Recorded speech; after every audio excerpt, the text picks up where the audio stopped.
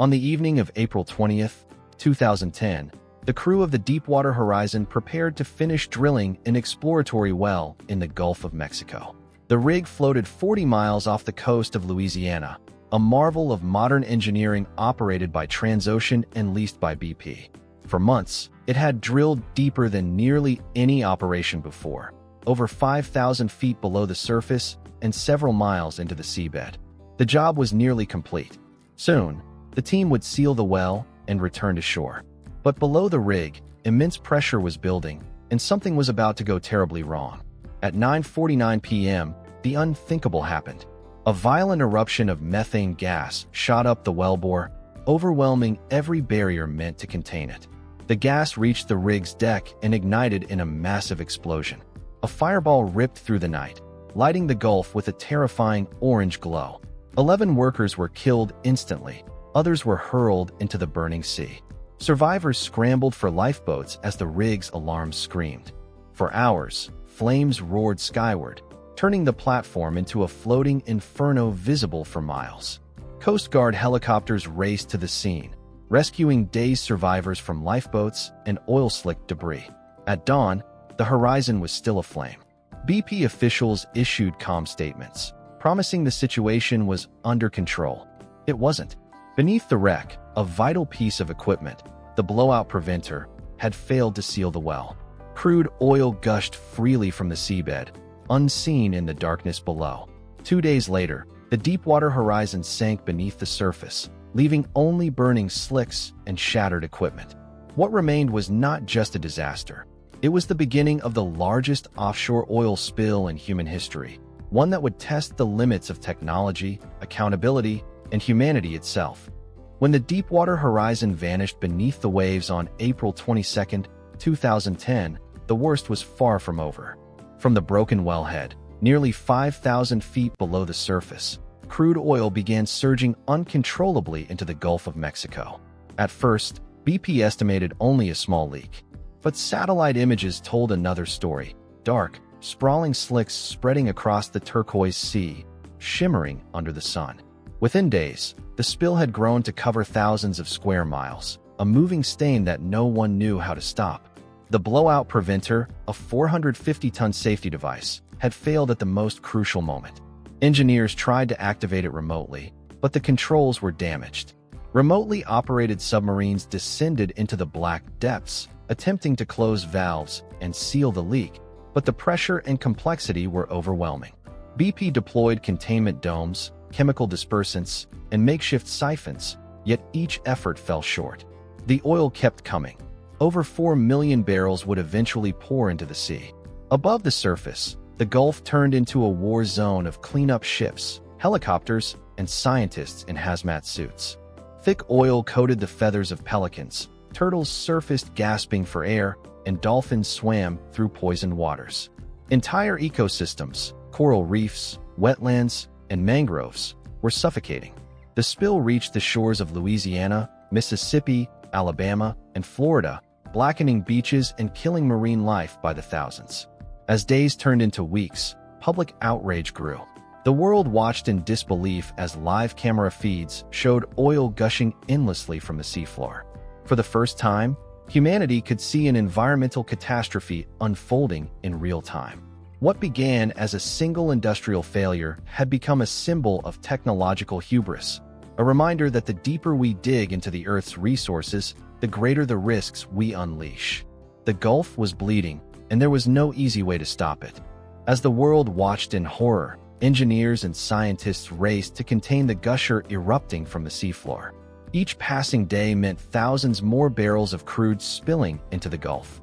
BP assembled an army of experts, from oil veterans to NASA scientists, to attempt what had never been done before: plugging a broken well 5,000 feet underwater. The pressure was immense, both literally and politically. The eyes of the world were fixed on a dark wound in the ocean floor. The first attempt, the cofferdam dome, seemed simple in concept. A massive steel structure lowered over the leak to funnel oil to the surface. But when it reached the freezing depths, methane crystals formed instantly, clogging the pipes and forcing crews to abandon the effort. Then came the top kill operation, where heavy drilling mud was pumped into the well to counteract the oil pressure. Millions of gallons were injected, but the pressure proved too strong, blasting the material back out. Every failure deepened the crisis and eroded public trust. BP's engineers tried a last-ditch maneuver, cutting the bent riser pipe and placing a smaller containment cap over the blowout preventer. The move succeeded partially, capturing a fraction of the flow, but oil still billowed around the edges like black smoke. Meanwhile, the U.S. Coast Guard, NOAA, and independent scientists challenged BP's estimates, revealing that the real flow rate was many times higher than reported. The entire ordeal lasted for 87 agonizing days. Only in mid-July, after drilling a relief well and sealing the original bore, was the leak finally contained. By then, more than 130 million gallons of oil had escaped, enough to fill hundreds of Olympic-sized pools. The Gulf had endured the largest marine oil spill in history. The relief was muted. Victory came far too late.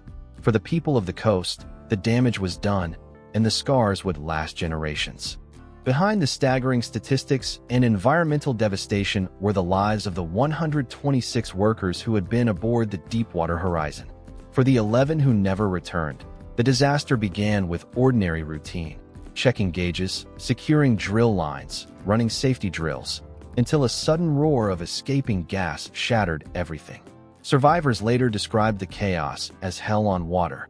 Flames engulfed the rig within seconds, alarms blared, and men leapt into the burning sea to escape.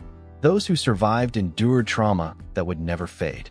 Families onshore waited in agony for news that never came.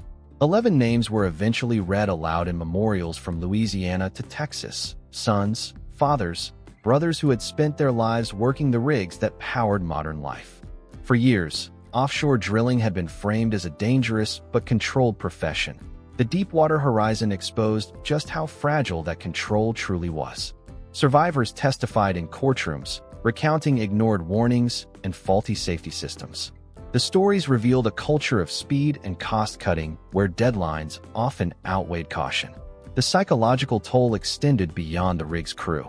Fishermen along the Gulf Coast, whose livelihoods depended on clean water, saw their world collapse overnight. Shrimp boats sat idle in oily harbors. Restaurants and tourist towns emptied as beaches closed. BP promised compensation funds, but bureaucracy and frustration left many families struggling. The sense of betrayal was deep. It wasn't just an industrial accident. It was a human tragedy that rippled through entire communities. In the aftermath, workers spoke of survivors' guilt, sleepless nights, and the haunting image of the rig burning on the horizon. For them, the Deepwater Horizon was not a news headline or an environmental crisis. It was the night their friends vanished into fire and smoke. As the world debated responsibility, they carried the memory of what it cost to fuel a civilization addicted to oil. As oil continued to gush into the Gulf, the disaster transformed from a human tragedy into one of the greatest environmental crises in modern history. For 87 days, crude oil spewed from the seafloor, spreading across more than 68,000 square miles, an area larger than the entire state of Florida.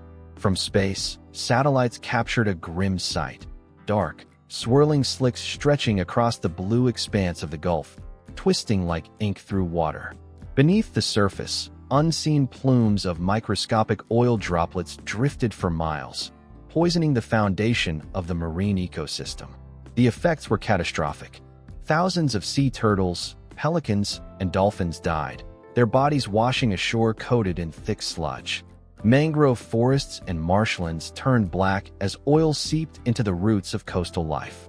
The Gulf's delicate balance, nurturing coral reefs, shrimp, fish, and seabirds, was upended in a matter of weeks. Scientists warned that recovery could take decades as toxic hydrocarbons settled deep into sediments and food chains. Some species, like the brown pelican, barely survived. Others, including deep-sea corals, showed signs of permanent damage. BP's response included the use of nearly 2 million gallons of chemical dispersants, sprayed both from planes and directly at the wellhead. These substances broke oil into smaller droplets, making the slick less visible, but they also introduced new toxins into the water. Many marine biologists argued that the cure was as harmful as the spill itself. Fishermen reported dead fish floating by the thousands and strange mutations in shrimp and crabs years later. For the people of the Gulf, the sea had always been life, a source of food, work, and identity. After the spill, it became a landscape of loss. Beaches once golden turned gray, and the air smelled of petroleum for months.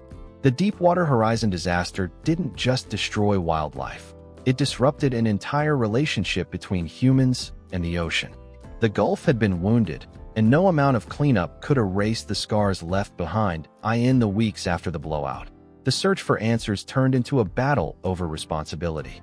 The disaster had exposed a tangled web of corporate and regulatory failures that reached from the Gulf floor to Washington, D.C. At its center stood BP, the company that leased and operated the Macondo well. But surrounding it were others, Transocean, which owned the rig, and Halliburton, which had sealed the well with cement.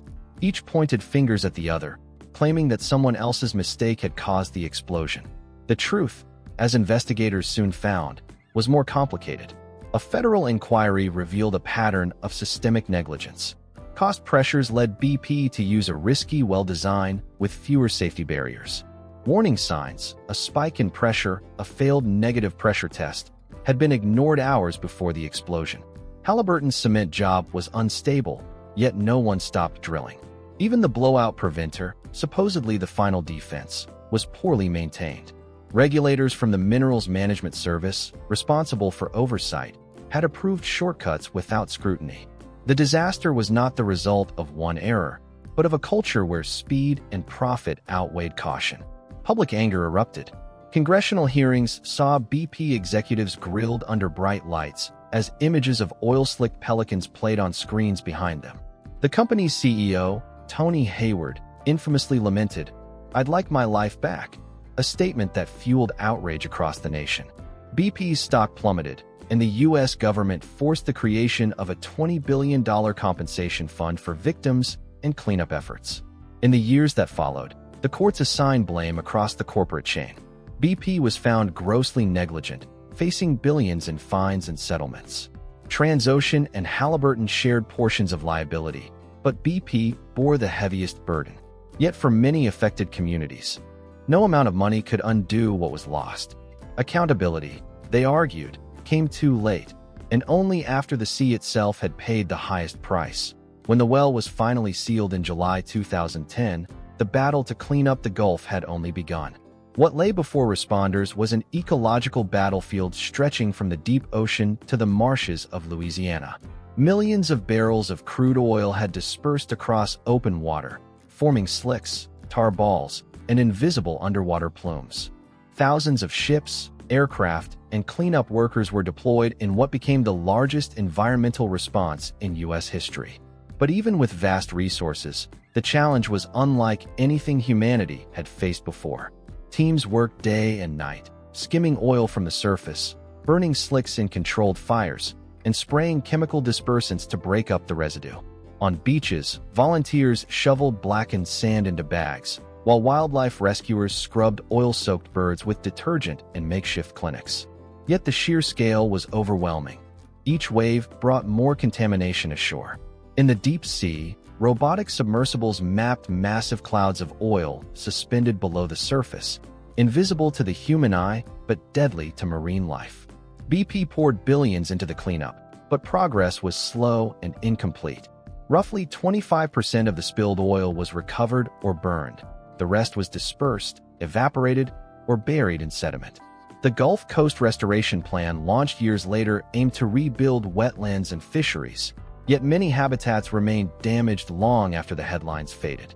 Studies found oil residues embedded in marsh soil, weakening roots and accelerating coastal erosion. For communities already battered by hurricanes and poverty, the environmental blow deepened economic despair. For years after, strange reminders lingered. Tar balls washed ashore, fish bore lesions, and tourists hesitated to return.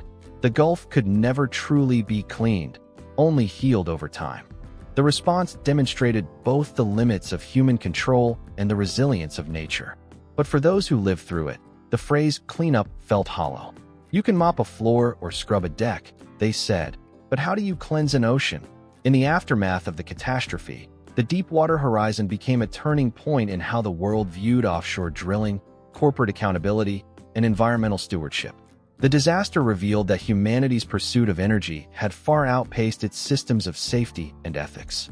In the years that followed, government agencies rewrote regulations, demanding stricter inspections, independent safety certifications, and real-time monitoring of deepwater wells.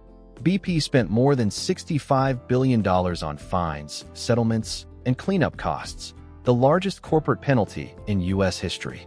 Yet even those staggering sums couldn't restore what was lost.